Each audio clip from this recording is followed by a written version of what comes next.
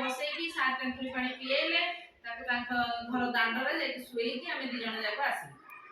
କିନ୍ତୁ ଏଇ ଜିନିଷଟା ଆମେ ବି ଜାଣିଛୁ ସେ ବହୁତ ଭଲ ପିଲା, କାରଣ ଯେତେବେଳେ ପାଠ ପଢୁଥିଲା ତାର ପାଠ ବି ବହୁତ ଭଲ ହଉଥିଲା ଆଉ ସେ ପିଲାଟା ବି ଭଲ।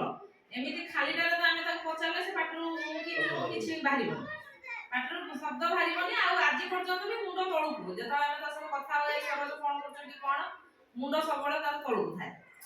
ତେଣୁ ଦେଖନ୍ତୁ ଆପଣ ମାନେ, କିନ୍ତୁ ଏଇ ଜିନିଷଟା ଆଉ ମାନେ ସେକେଣ୍ଡ ଟାଇମ୍ ନ ହଉ, ସିଏ ନ କରୁ କି ଆଉ କିଏ ନ କରୁ। ଗୋଟେ କଥା କହିବି ସାର୍,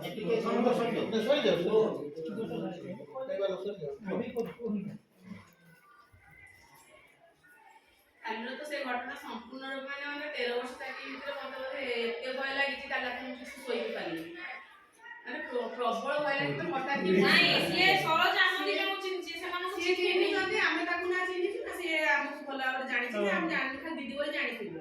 ଏତେ ଭୟ ଥିଲା କାଲି, କିନ୍ତୁ ହଠାତ୍ ବି ପଶିଗଲା ବାଡ଼ି ଖଣ୍ଡେ ଧରିଛି, ତ ଆମକୁ ନିଶ୍ଚିତ ଭୟ ଲାଗିବ ଯେ ଆମ ମାନେ ଜାଣିନଥିଲୁ ସେ ପଶିଯିବ ବୋଲି ଏ ଭିତରକୁ କାଇଁ ପଶିବ।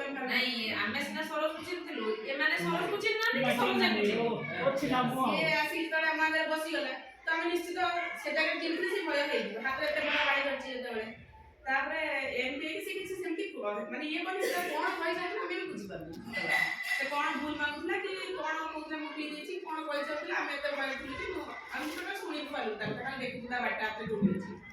ଆଉ ଏମିତି ଯେ ହଉଛି ଯଦି ଯାହା ତ ହେଲା ସାର୍ ସବୁ କହିଲେ ସାର୍ ଯାହା ସେଇଟା ସତ